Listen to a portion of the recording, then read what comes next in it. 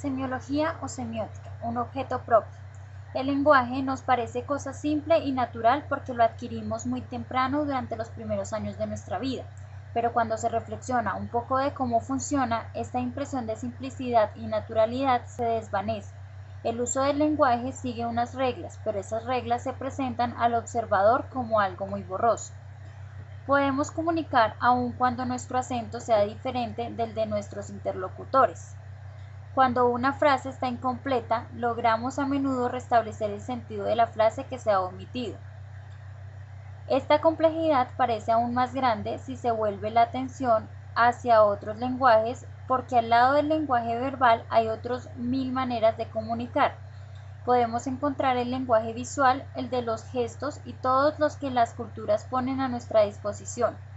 Hay lenguajes, como algunos traídos de todas las épocas y de todas las culturas.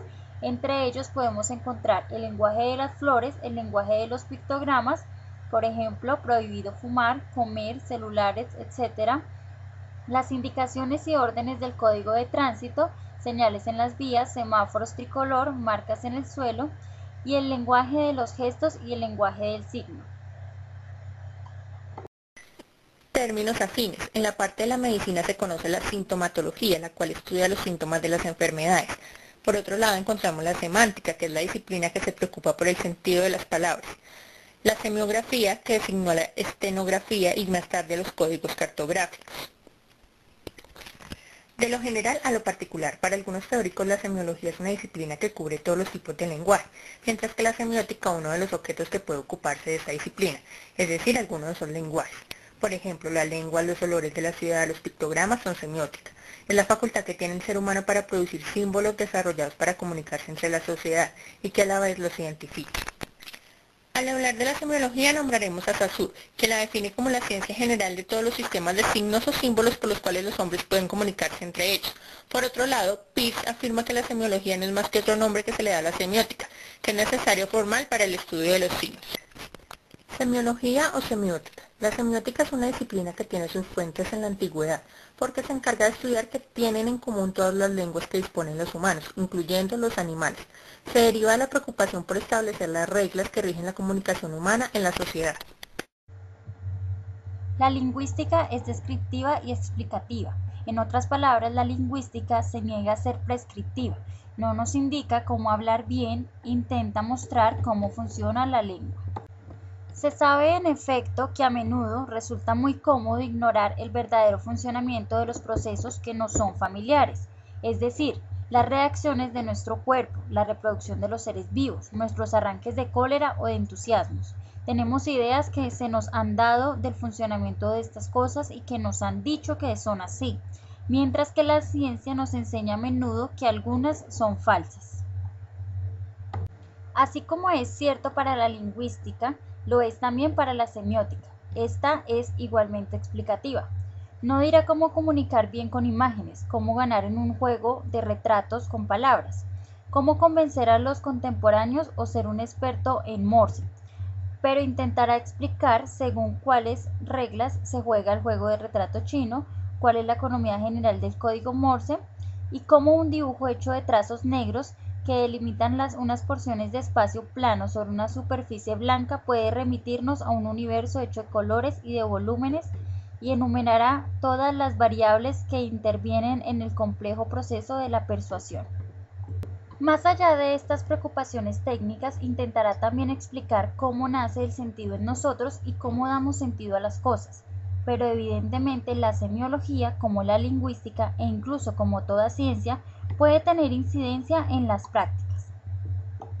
Por ejemplo, la semiología nos puede ayudar a comprender cuál es la introducción de un libro, cómo va a ser su primera página, cómo está construido una película que nos impresionó, por qué nos atrae determinado manejo de colores y formas, por qué la forma de andar de determinada persona produce seducción, por qué cierta comunicación se establece bien y por qué otra nos parece confusa. Es al nivel de todas estas incidencias prácticas donde situaremos las preocupaciones normativas. Dentro de esto distinguiremos varios niveles de estudio en la semiótica, enumerados en tres importantes: semiótica general, semiótica particular y la semiótica aplicada. La primera es la semiótica general. Su ambición es tratar de poner en evidencia las relaciones existentes entre los diferentes lenguajes. Se sitúa en un nivel abstracto más bien elevado.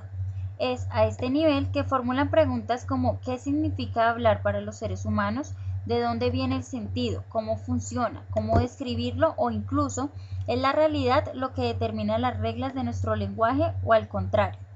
Al estudiar las condiciones del conocimiento, del mismo modo que la lógica o la epistemología, la semiótica general introduce también una reflexión ética, pues se pregunta por lo que permite afirmar que las cosas deben ser así y no de otra manera, y pone en evidencia los sistemas de valoración con los que clasificamos y juzgamos. El segundo nivel es el de las semióticas particulares, llamadas también semióticas específicas.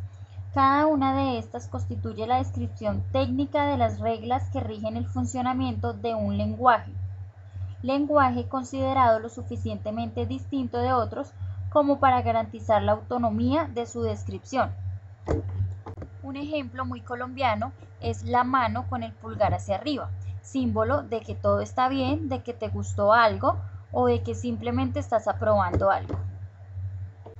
Otro ejemplo que nos describe claramente esta clase de semiótica es el resolver la pregunta de por qué las señales sonoras que indican los diversos tipos de alertas constituirían en sí una semiótica distinta de las que emiten las ambulancias o los barcos. ¿Por qué todas son emitidas por sirenas? ¿Por qué vemos una ambulancia con una sirena, un carro de policía con una sirena, en un aeropuerto con una sirena? Se intuye no es tipo de aparato que produce los signos lo que funda la unidad y la independencia de una semiótica particular. Decidimos que estamos en presencia de semejante semiótica cuando hemos establecido que funciona sobre un repertorio coherente de reglas que pueden interesarse en un esquema único y que dichas reglas son totalmente diferentes de las que rigen el funcionamiento de una semiótica vecina. En esta categoría de las semióticas particulares podremos clasificar el estudio de los discursos pluricódigos. Por ejemplo, la semiótica del teatro deberá acudir necesariamente a algunas consideraciones sobre la lengua, el relato, la semiótica gestual y la semiótica del espacio para poder hacer una buena presentación. El tercer nivel de estudio es el de las semióticas aplicadas. Estas aplican a objetos particulares los resultados obtenidos en el segundo nivel a cierta obra literaria o artística a determinada emisión televisada. Una semiótica aplicada puede evidentemente apuntar a fines prácticos, como el entrenamiento para la escritura publicitaria o periodística, el desarrollo de códigos secretos eficaces, sistemas de comunicación económicos o incluso la traducción automática.